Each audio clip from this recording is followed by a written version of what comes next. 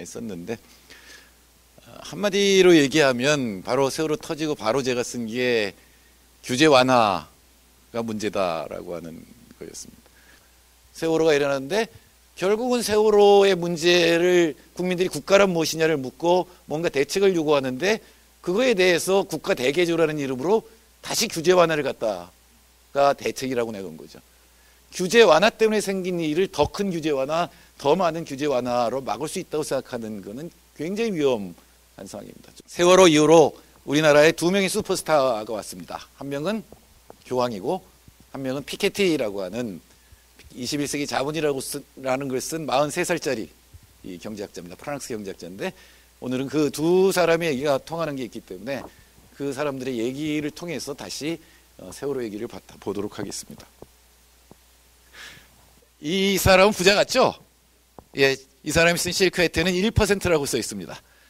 이 1%는 뭐냐면 바로 피케티라고 하는 경제학자가 1%라는 용어를 한 20년간의 연구 속에서 1%한테 자산과 소득이 집중되고 있다는 걸 밝혀냈습니다.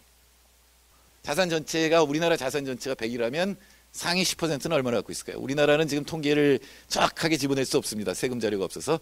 전 세계적으로 선진국에서 상위 10%가 전체 자산의 몇 %를 갖고 있을까요? 70%입니다. 설마.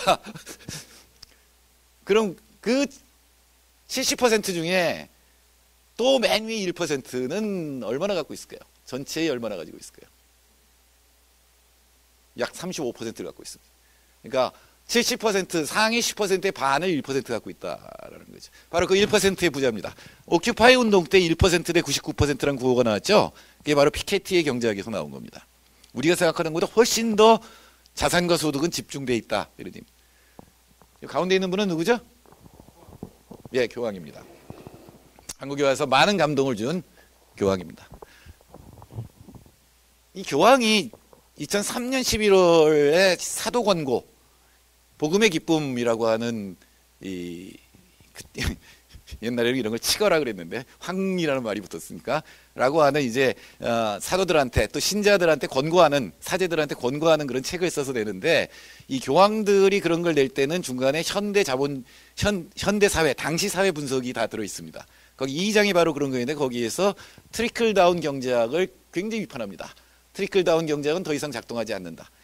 트리클 다운이라는 건 뭐냐면 물이 그릇에 차면 그릇에다가 물을 부으면 나중에 넘쳐서 뚝뚝뚝 떨어지겠죠.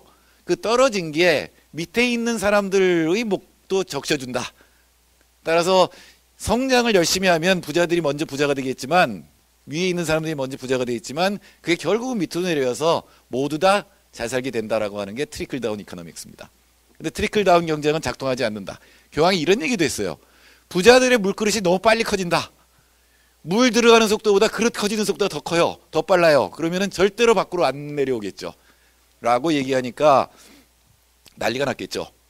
경제학자들이나 보수 신문들, 이코노미스트라든가 파이낸셜 타임스 같은 데서 일제히 공격을 합니다. 바로 그 얘기입니다. 어떤 마크시스트, 어떤 리버럴리스트, 미국에서는 리버럴이라고 하는 게 진보라는 뜻입니다. 원래는 자유주의라는 뜻이지만 예컨대 크루그만이나 스티글리츠 같은 사람들을 리버럴이라고 부릅니다. 당신한테 그런 생각을 심어줬지? 그러니까 교황이 뒤에 있는 사람을 가르칩니다. 누구죠? 예, 예수입니다. 여기 나온 거는 교황이 한 얘기들이죠. 우리나라 광화문 10억식 때 강론할 때 나온 얘기입니다. 현재 사회구조에 대한 정의는 규제 없는 자본주의는 곧 새로운 독재라는 얘기를 했습니다. 이것도 이제 문제가 된 발언이죠. 규제가 없는 자본주의라고 하는 거는 새로운 독재를 만들어낸다. 그 새로운 독재는 바로 뭐냐면 착취를 넘어선 배제라는 얘기를 합니다. 착취라는 건 뭐 일단 고용이 되는 거죠. 고용이 돼서 내가 받을 임금을 제대로 못 받는다. 좋은 조건에서 일하지 못한다 이런 뜻인데 아예 고용을 안 해버린다. 배제시켜버린다라고 하는 겁니다. 그래서 새로운 독재하고 어울리는 말은 바로 사회적 배제입니다. 그리고 반기문 총장을 만나서 훨씬 더 어떻게 해야지 그럼 이익을 벗어날 수 있는지를 갖다가 훨씬 더 구체적으로 얘기하는데 경제적 수익을 국가가 합법적으로 재분배하고 이건 재분배 정책입니다. 그리고 시민사회와 사적 부문이 불가결하게 협동해서 새로운 공동체를 만들어내야 된다는 거죠. 이러한 사회적 배제, 새로운 독재에 대해서 아무 일도 하지 않는 사람은 착취나 노예 그리고 다른 사회적 질병에 대해서 공모하는 것이다. 아무 말 안 하는 사람은 공모라는 거예요. 그러므로 나가 싸우라는 거죠. 특히 사제는 길에 나서야 된다라는 얘기를 했습니다. 피케티가 제일 걱정하는 건 민주주의입니다. 이미 그런 상황이 일어나고 있죠. 미국의 정치라고 하는 거는 돈 있는 사람들이 로비를 해서 자기들 원하는 대로 모든 입법을 하는 사회입니다. 한국은 다른가요?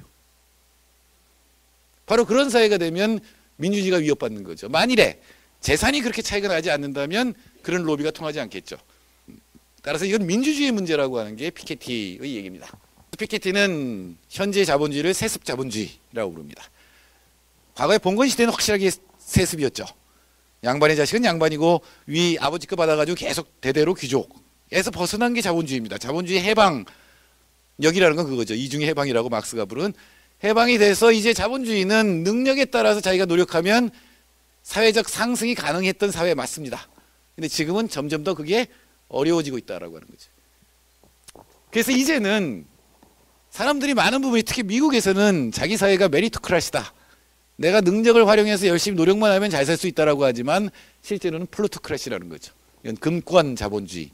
돈이 모든 것을 결정하는. 쉽게 얘기해서 은숟가락을 물고 태어난 애를 이길 방법은 없다. 이렇게 되고 있다는 겁니다. 이 상황에서 최경환 부총리가 인사청문회 때는 참 신통한 얘기를 많이 했어요. 자기가 정책 기조를 바꾸겠다. 지도에도 없는 길을 가겠다 그러면서 한 얘기가 바로 소득주도 성장이었습니다. 제가 주장하는 소득주도 성장이었습니다. 즉 임금이 올라야 된다.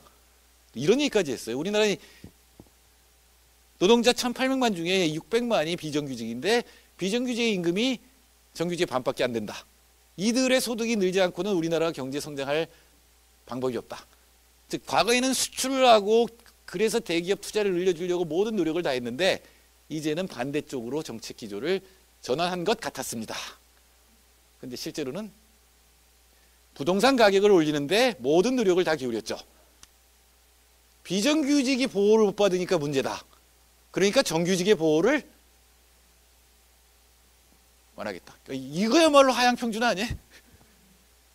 이렇게 되면 임금이 차지하는 비중은 더 적어져요. 물론 좀 더 평등해져야 됩니다. 그 밑에서 끌어올려서 평등해져야 전체가 늘어나는 거잖아요. 근데 위를 끌어내리면 어떻게 돼요? 이 차이가 더 벌어질 거 아니에요. 이 차이가 더 벌어지잖아요. 그러면 투자도 더 안 일어나게 됩니다.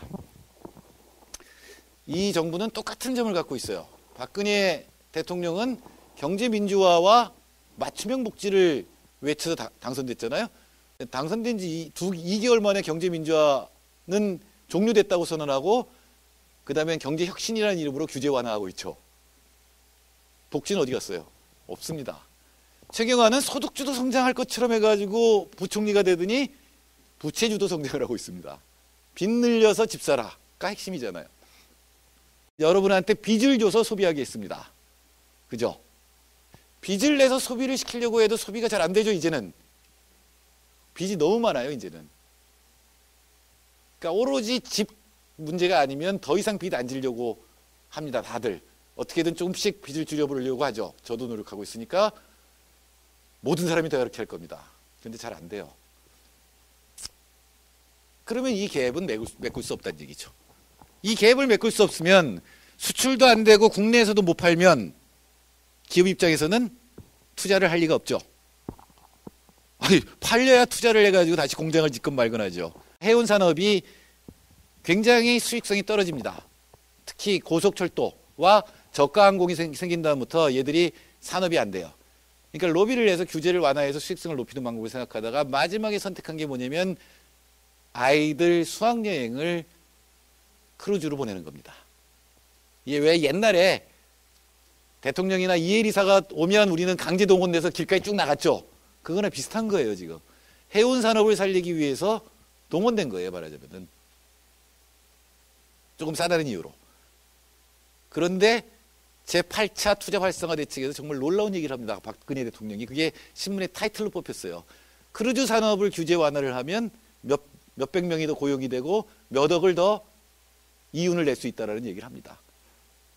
자기가 대통령인 나라에서 무슨 일이 벌어지는지 진짜 모르는 거예요. 진짜 모르는 거예요. 심각한 겁니다. 사실 지금처럼 규제 완화하고 특히 의료 민영화 이런 것들 하게 되면 정말로 생명이 위험해집니다. 사람들이 참여하는 민주주의, 아까 피케티 얘기를 하면서 제가 피케티가 강조했습니다마는 부가 이렇게 집중이 되면 민주주의가 될 수가 없습니다. 그래서 민주주의에 입각한 경제 정책의 수립이라든가 그리고 좀 더 평등한 경제를 만들고 교육을 그렇게 바꾸면 제가 확실하게 얘기합니다만 그러면 효율성도 높아집니다. 평등이 다양성을 낳고 다양성이 효율성도 낳고 그게 훨씬 더 부드럽고 따뜻한 사회를 만들 수 있습니다. 그래서 우리 모두가 우애의 공동체를 만들 수 있을 때 훨씬 나은 사회가 될 것이다. 그렇게 만들 수 있다라고 하는 게 오늘의 결론입니다. 감사합니다.